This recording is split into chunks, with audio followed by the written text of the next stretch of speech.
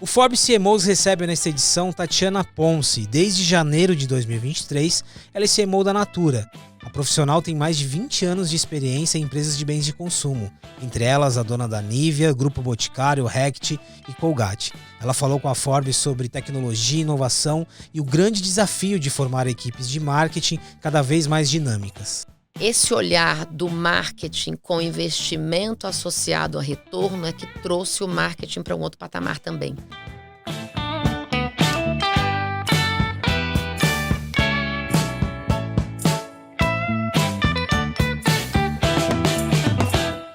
Tatiana Ponce, CMO da Natura. Tati, já estava um tempinho já tentando essa agenda contigo. Obrigado por estar aqui falando com a Forbes.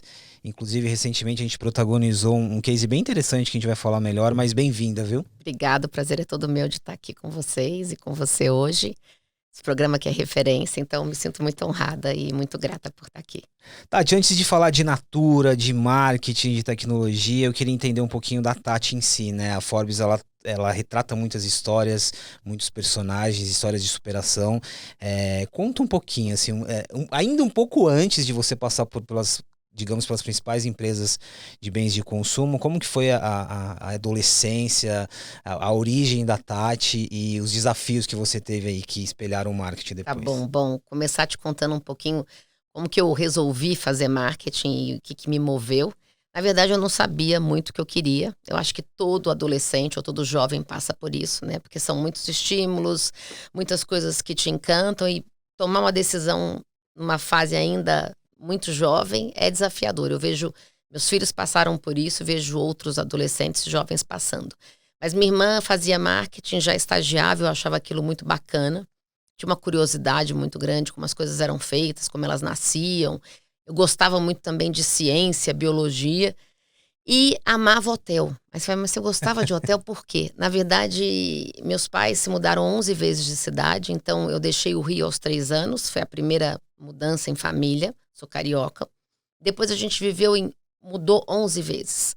Então foram 11 cidades diferentes, 11 escolas, 11 amigos. A minha mãe tinha uma piada que não era piada, ela brincava quando ela estava colocando o último acessório de decoração na casa, a cada 3 anos você reconstruiu uma casa, né, decorar tudo de novo, ela falava, bom, eu já sei, vou botar a última cortina, o último item, seu pai vai chegar dizendo, agora vamos para outro lugar. Tava terminando o ciclo. Tava terminando o ciclo.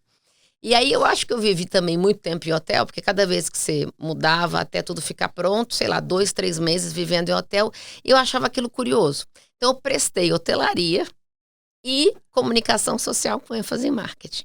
E acabei optando por comunicação social com ênfase em marketing e comecei a minha carreira no primeiro ano de faculdade já estagiando, porque eu tinha muita curiosidade e eu sabia que quanto mais eu conhecesse de todas as matérias do marketing, serviço, agência, PR, o próprio marketing de produtos, eu poderia talvez escolher de uma certa forma quando eu quisesse me fixar e começar a minha carreira onde eu queria. Então foi um pouquinho dessa história como eu comecei. Tati, se hoje a gente já fala bastante do conceito de nômade digital, naquela época nômade você foi, né? Eu fui nômade e brinco que continuo com esse espírito meio cigano, porque dentro da minha própria vida, quando eu cresci, me tornei independente, eu tive novas mudanças. Então, cheguei em São Paulo com 16 para 17 anos, fiz os últimos 2 anos de escola, fiz universidade aqui, mas depois de um tempo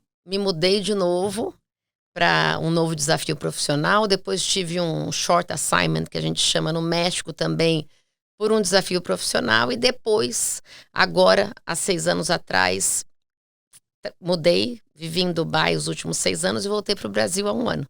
Então eu brinco que também eu acho que eu fui picada por essa questão. E eu acho incrível isso hoje, quando se fala de nômade digital.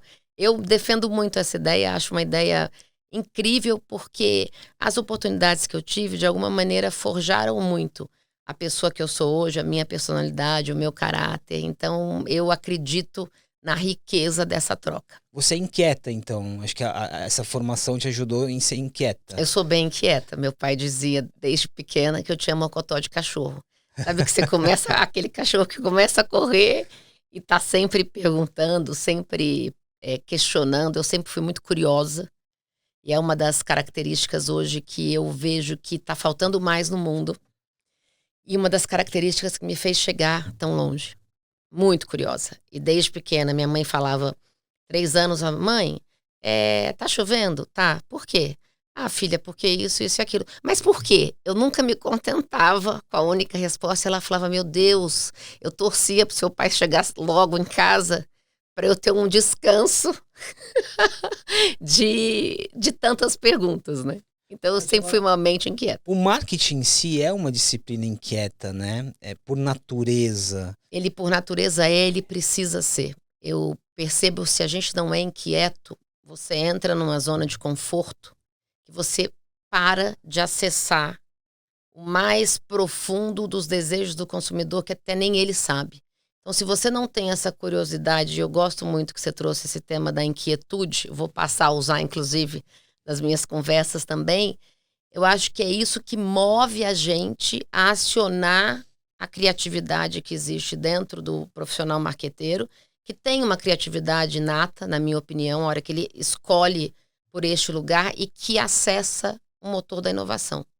Pessoas muito estáveis ou extremamente confortáveis na cadeira que estão, e não tem nada errado nisso, tá? Eu acho que, graças a Deus, somos todos diferentes, e essa diversidade de paixões, escolhas, backgrounds, experiência de vida é que faz esse coletivo tão rico.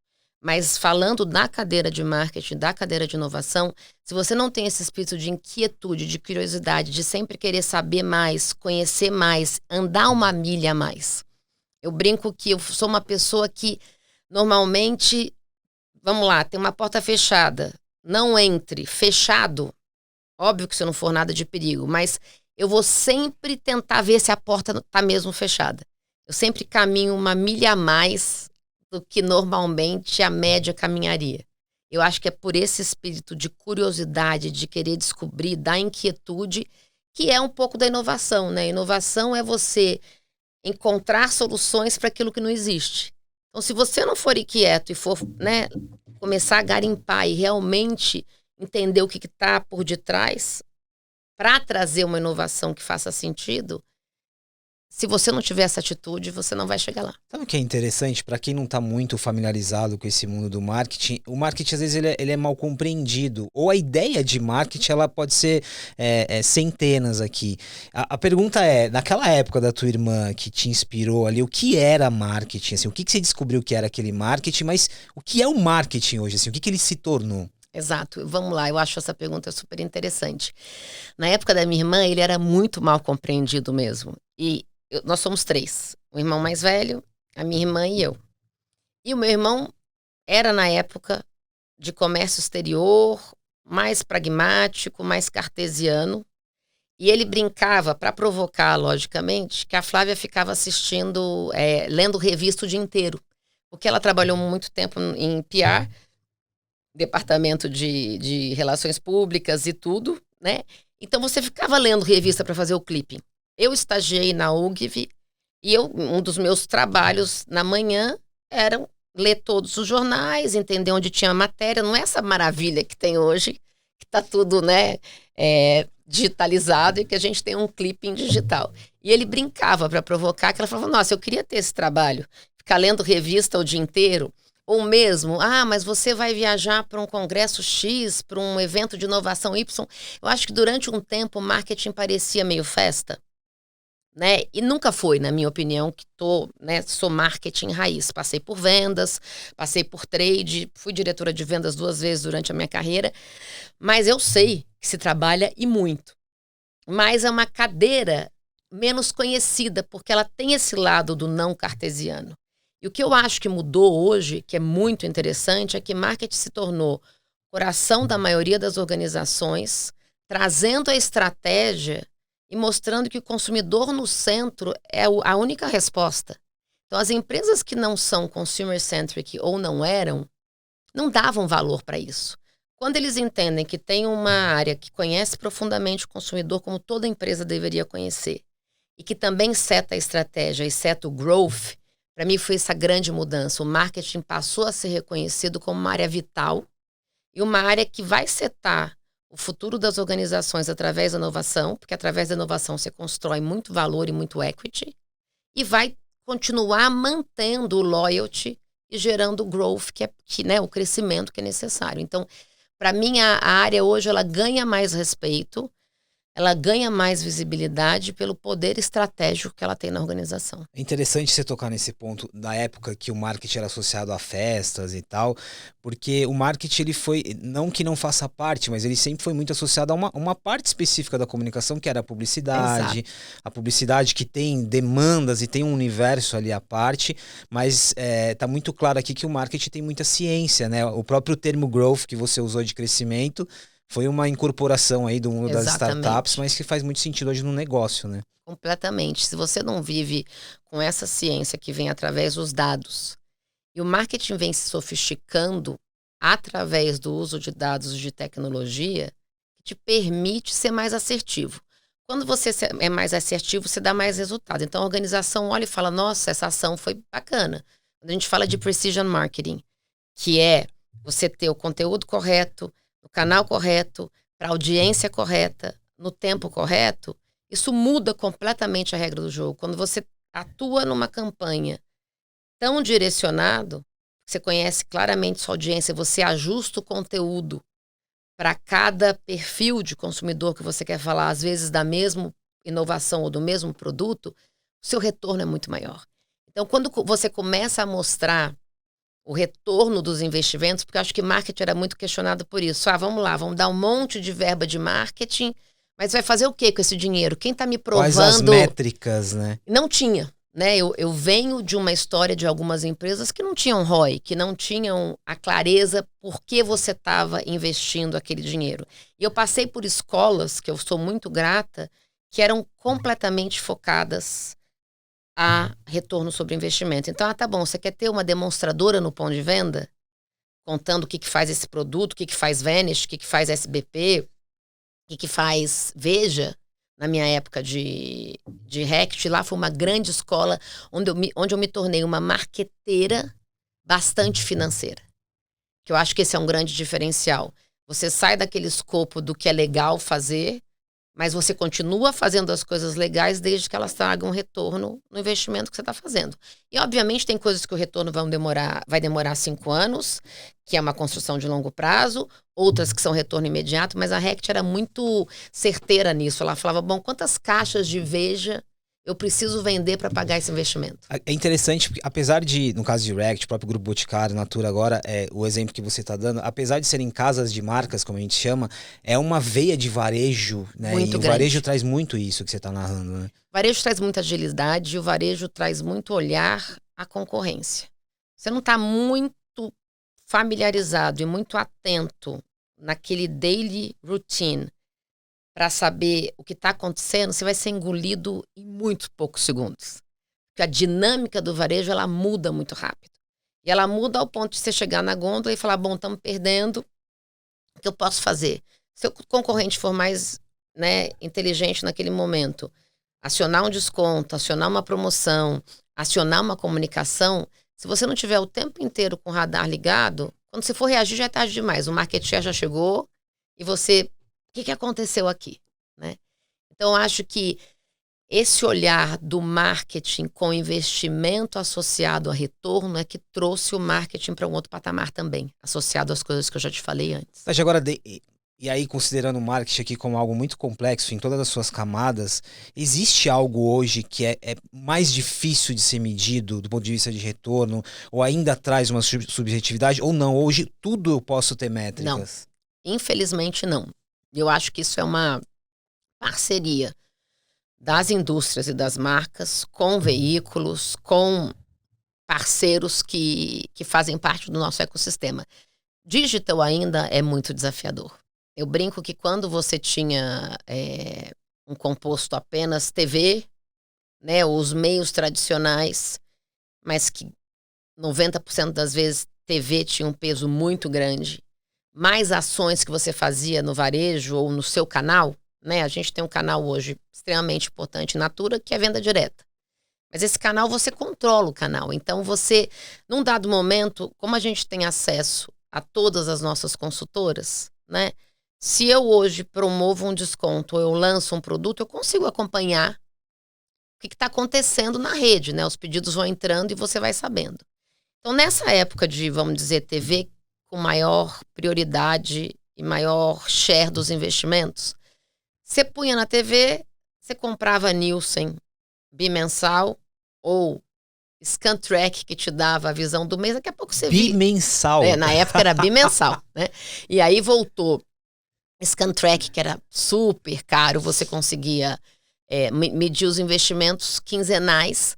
E aí você via o share que estava aqui, justamente no dia que a campanha começou, você já via a subida. Hoje, existe uma fragmentação muito grande.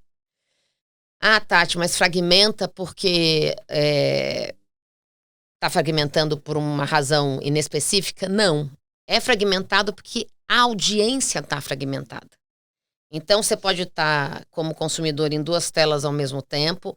A jornada do consumidor, tão falada nos últimos 5, 6 anos, que era uma jornada sequencial, então ele conhece, aí ele gosta, ele pesquisa, ele compra. Agora já está. Quase um padrão, né? Era um padrão, já não é mais. Eu tive num evento semana passada muito interessante sobre influencers e a evolução do influencer para o que ele vai se tornar e como é que o consumidor está consumindo esse conteúdo. E a jornada tá assim, ó. Eu mesma estava discutindo semana passada. Minha geração, o que eu faço? 90% das coisas que eu vou buscar, eu busco num site específico.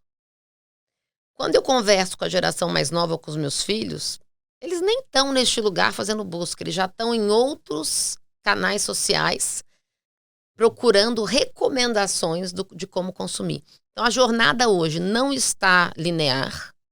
Esse consumidor pode se comportar durante o dia ou durante a fase de consumo dele, de pesquisa, de formas diferentes. Então, o maior desafio para mim hoje, na relação investimento e retorno, como você perguntou, é como medir o ROI dessas mídias combinadas. Durante muito tempo se falava, mídia out of home, quando tiveram aquelas proibições que você não pode fazer mais nada, principalmente em São Paulo, em alguns estados do Brasil, você falava, bom, hoje tá bom, então isso aqui não se faz mais. Aí veio a pandemia, né? A mistura disso tudo é um grande desafio, eu diria, para o time de estratégia e para o time de mídia. Em tese, o digital ele te traz mais possibilidades de monitorar. Mas Sem o que você está descrevendo aqui é que as jornadas são mais complexas. Exatamente. Ele te traz mais complexidade no monitoramento.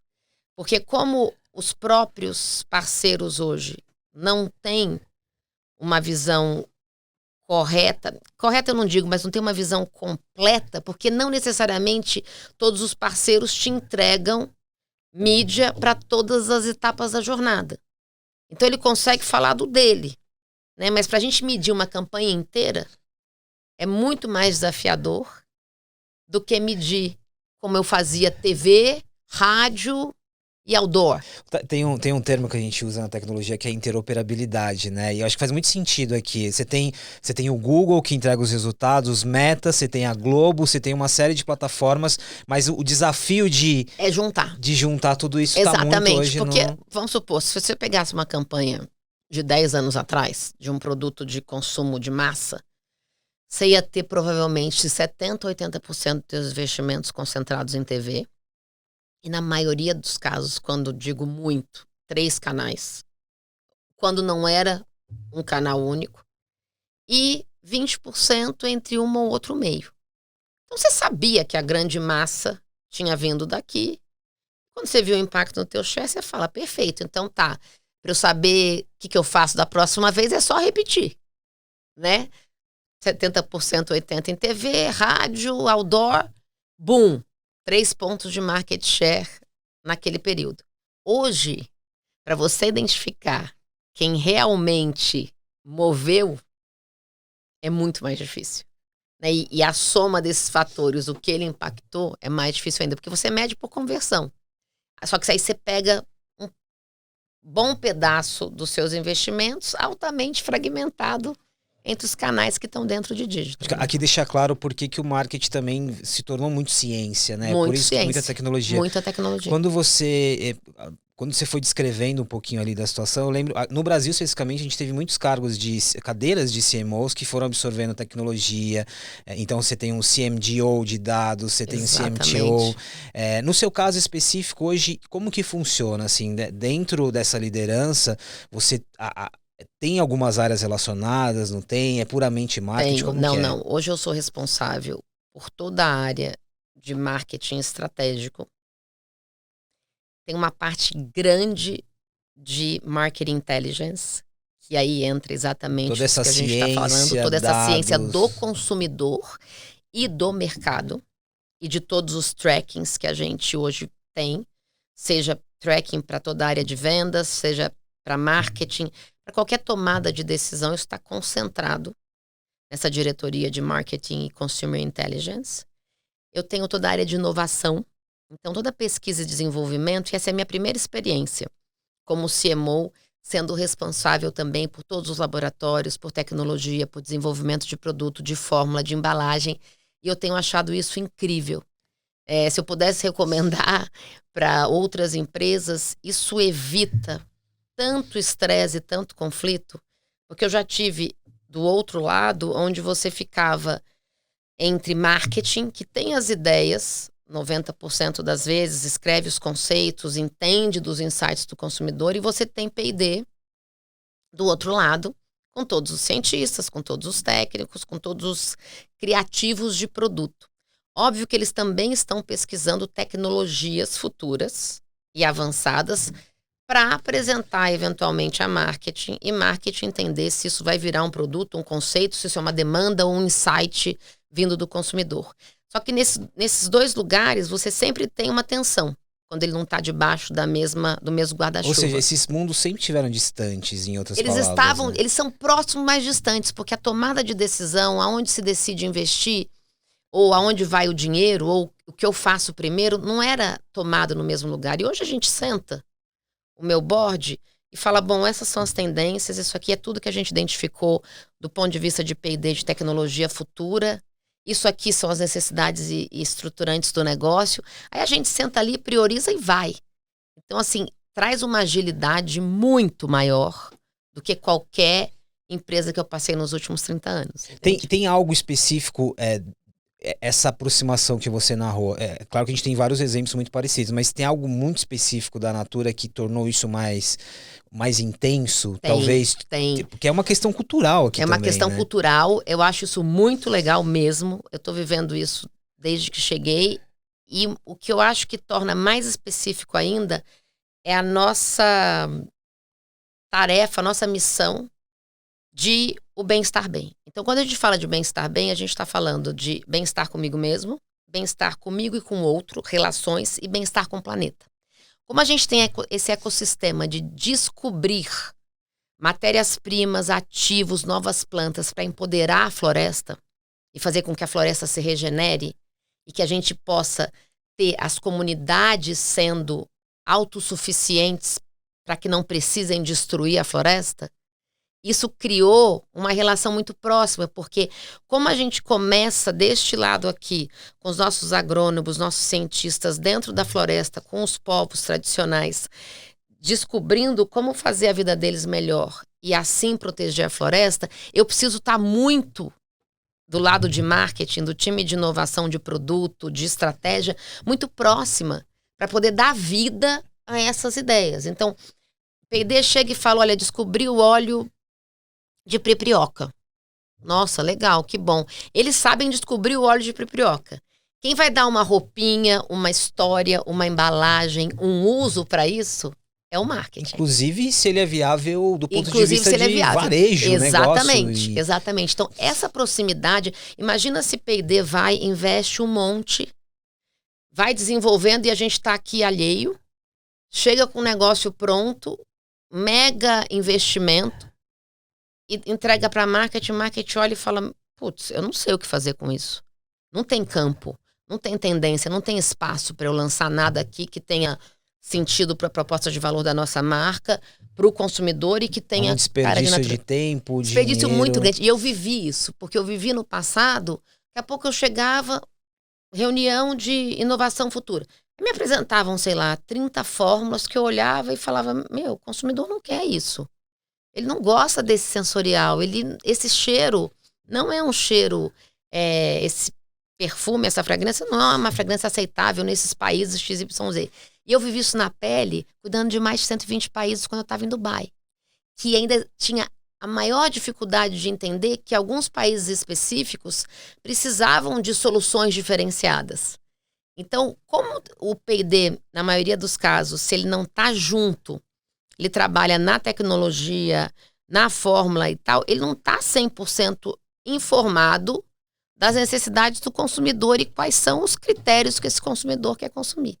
Então, eu acho isso incrível, tá sendo muito legal viver essa experiência, sabe? Você tá narrando como algo quase resolvido, mas é muito, o que ela descreveu que é muito complexo. A gente tá falando de corporações que tem muito investimento, que tem muitas estruturas, não é algo simples. Qual que é o limite? Porque, de novo, eu acho que você descreveu muito bem uma companhias que tinham modelos, eu vou usar os tradicionais, e passam por uma transformação. Você descreve a Natura como uma empresa que já nasce, né? Se transformando todo dia para atender este propósito. Aqui você precisa ir fazendo uma adaptação, aqui você já está com esse propósito. Mas qual que é o desafio aqui, voltando ao ponto de vista de negócio? Eu acho que é a construção de negócio Natura, marca Natura. É uma marca muito voltada para propósito, mas que também é um negócio, né? Sem dúvida. Que um negócio com uma veia de impacto social muito importante. Sem dúvida. Como não perder o foco aqui? Eu falo exatamente sobre isso. E eu acho que a minha chegada também veio para este lugar. Eu vim com uma missão de transformação. Como toda empresa que cresce, e a Natura cresceu muito, né? Adquiriu marcas, ela passa por momentos mais turbulentos. E passa por momentos de desfocar. Porque quando existe uma paixão muito orientada para um tema, você claramente, às vezes, se não tiver uma liderança muito balanceada e muito clara do que quer fazer na estratégia, ela pode ter uma tendência de escolher tópicos, né?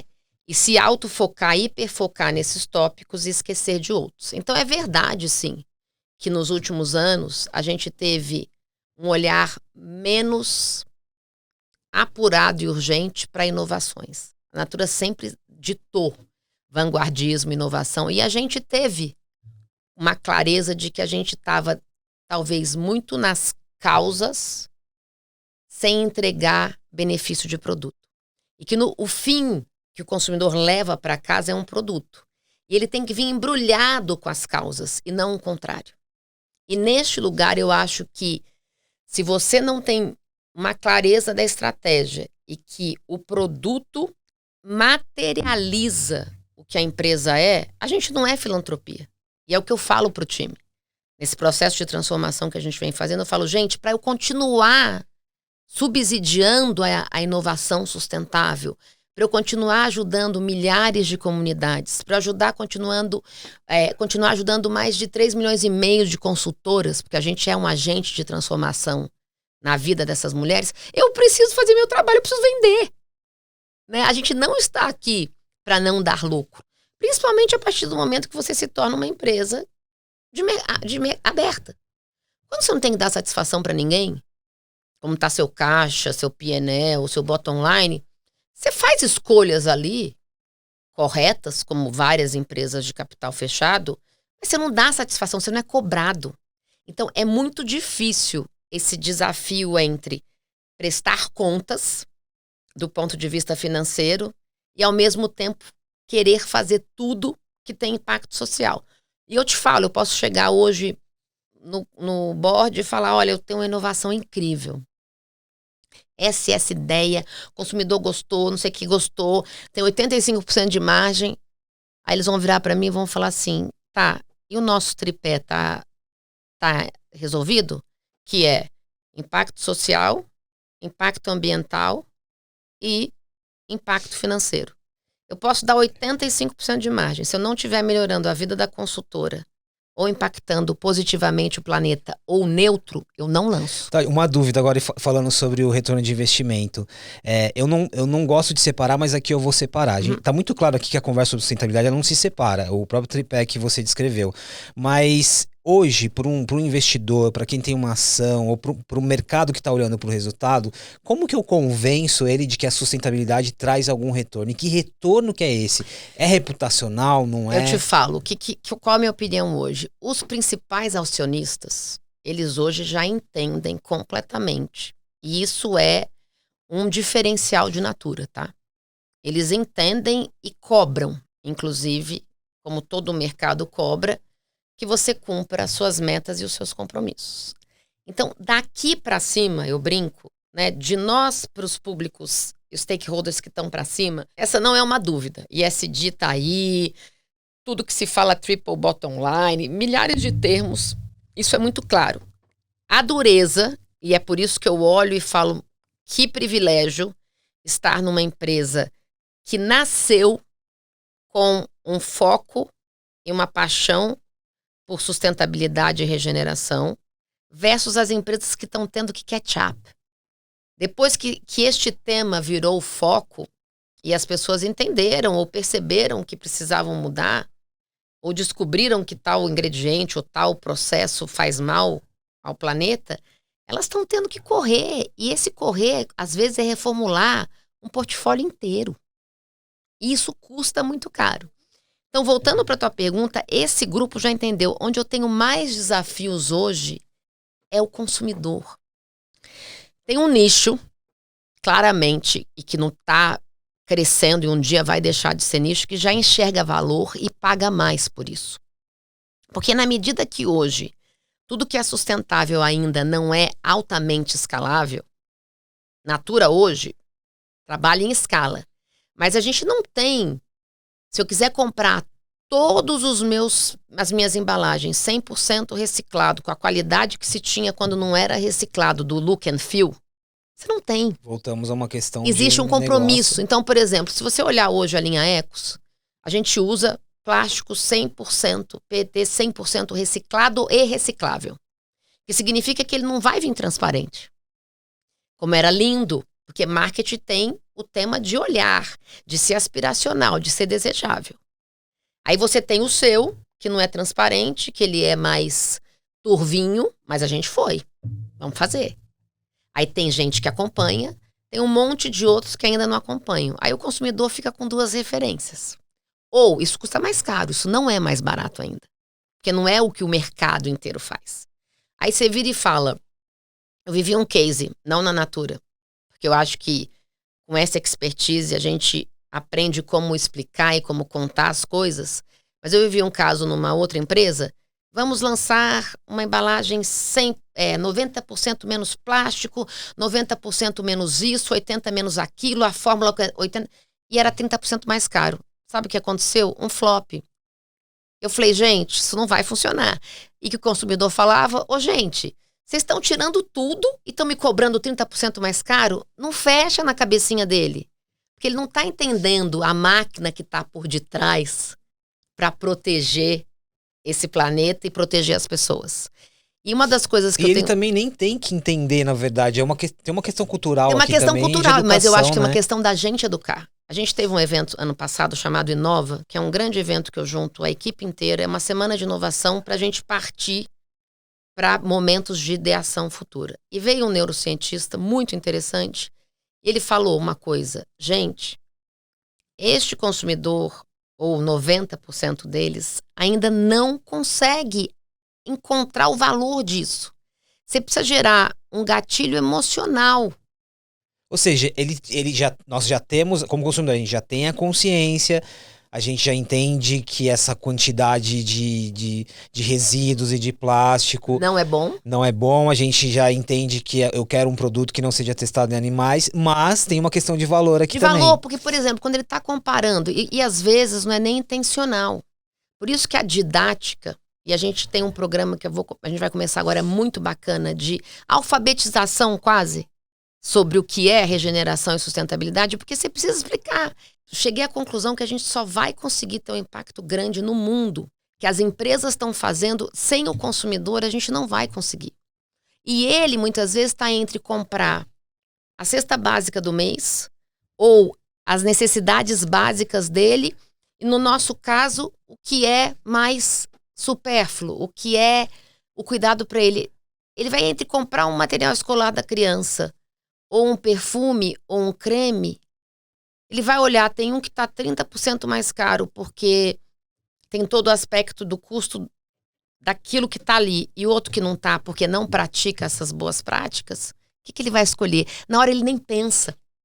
Então é nossa responsabilidade criar esse elo entre as empresas que fazem isso de verdade com ele, entende? Por isso que você mencionou um neurocientista Exato. aqui, porque a gente está falando de coisas também que são muito... Hábito, entende? Hábito, né? É hábito. Ô, Tati, eu tô quase terminando. Eu vou terminar falando um pouquinho sobre o papel de liderança, mas eu quero tocar num assunto que aqui na Forbes a gente gosta muito desse assunto em especial. E aí conecta muito com a tua chegada e com esse momento que você está falando de inovação e movimento. Falemos do consumidor. A gente tem hoje uma geração de influenciadores que passaram a desenvolver seus próprios produtos. Eu acho que isso, e com uma frequência cada vez maior, a gente noticia isso há muito tempo. O que esse movimento, no que ele te provoca? Ou o que ele te traz também de repertório ou não?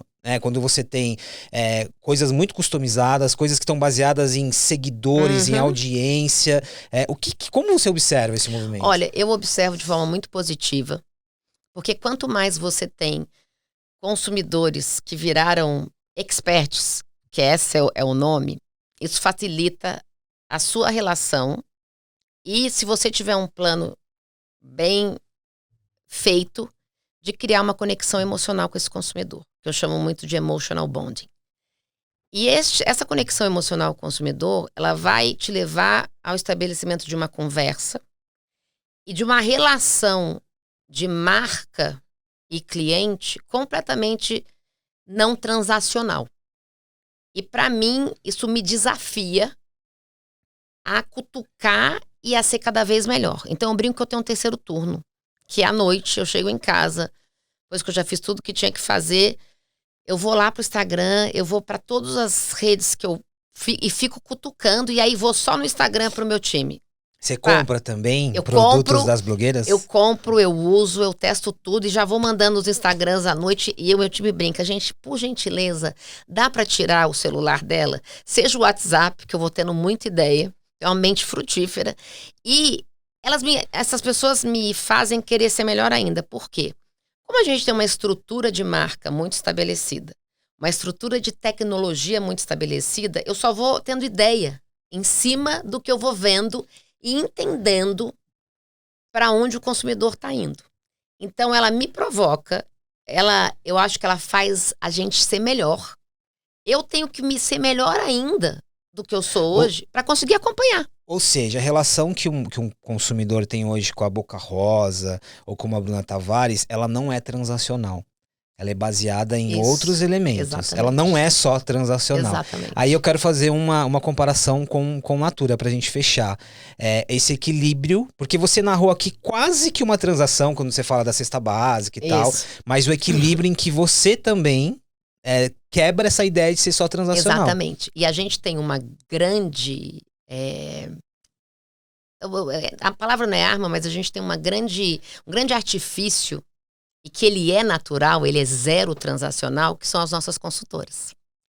Porque é uma relação de pessoa para pessoa. E uma coisa que eu tenho certeza, que as pessoas falam, inteligência artificial, o mundo vai acabar em robôs e tal. Eu discordo completamente. E eu tenho uma frase muito simples, muito banal. Enquanto eu e você, e todo o resto do mundo, precisarmos comer, precisarmos fazer necessidades físicas, não existe quem substitua o movimento de relação entre consumo e marca, entre consumidor e consultora.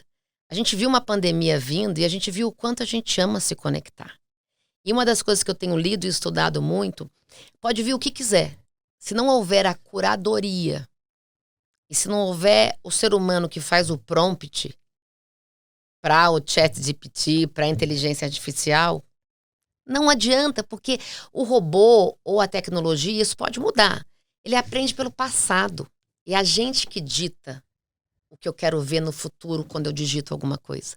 Então ele está colecionando coisas para construir conteúdo para me ajudar a construir o futuro. Quantas consultores tem hoje? 3 milhões e meio. 3 milhões. Então você tem 3 milhões e meio ali de influenciadores e influenciadoras Exatamente. que fazem um papel. E que fazem esse papel. De uma Boca Rosa, de uma Bruna Tavares, mas numa outra proporção. De uma outra proporção, e uma proporção muito mais próxima. Porque ela vai na casa do consumidor, ela telefona, ela manda um WhatsApp. Ela sabe de quem ela está comprando e para quem ela está vendendo, entende? Você sabe que eu lembrei de uma notícia que eu dei faz muito tempo. Eu tô falando acho que uns de 6 anos mais ou menos, quando a Natura começou um trabalho de preparar as consultoras e consultores para esse mundo do conteúdo. Então, de fornecer ali subsídios para que elas possam se digitalizar. É interessante você, eu acho que falar desse volume de pessoas, porque no fim, quando eu faço essa pergunta da transação, não é só sobre a marca, né? Em hipótese alguma. A Natura se construiu muito baseado nisso. Exatamente. Tati, eu não quero terminar, mas eu tenho que terminar e eu vou terminar. Foi muito bom o papo, queria te agradecer. Adorei estar aqui também. E eu queria terminar fazendo uma reflexão, acho que você foi muito reflexiva em relação a você, pessoa profissional.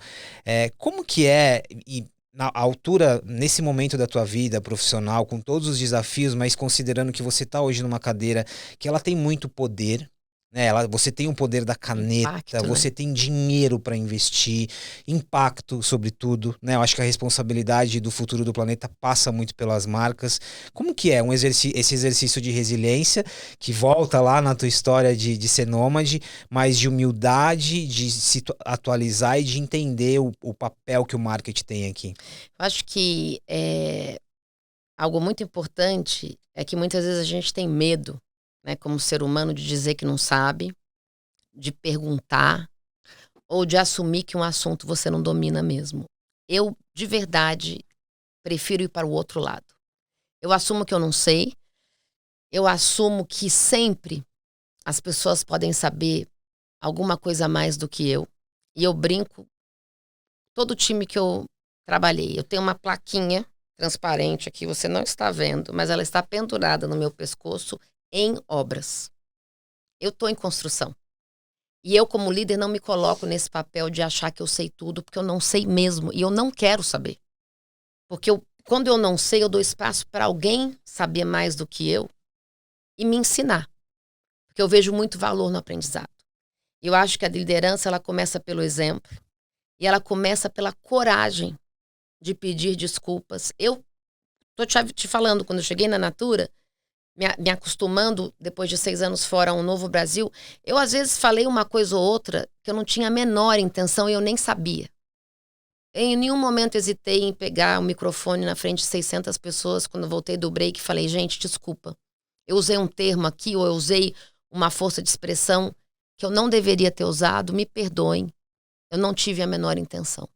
E toda vez que eu fizer alguma coisa que não é legal, vem e fala pra mim, porque eu nunca vou ser intencional nas coisas ruins que, como ser humano, eventualmente eu posso fazer por uma distração ou por não conhecer. Eu acho que toda a minha história de liderança, é engraçado que eu comecei a ser líder muito cedo. Eu era analista, assistente da Rayovac, pilhas e lanternas, e eu já tinha um estagiário. Eu nem imaginava o quanto isso agregaria valor hoje para tudo que eu tenho que viver, que eu tenho que enfrentar ou que eu tenho que liderar. E eu brinco que a melhor coisa é você se colocar no lugar das pessoas e entender que você é um ser humano como qualquer outro. Então, quando eu tinha medo de chegar numa apresentação de board internacional e tudo, eu olhava para a pessoa. Um dia, um CEO me falou, a hora que você olhar isso, você pensa que a pessoa nasceu igual a você e que ela vai ao banheiro e faz xixi igual a você. De igual para igual. E naquela hora, aquilo abaixava e falava, eu vou dar o meu melhor possível.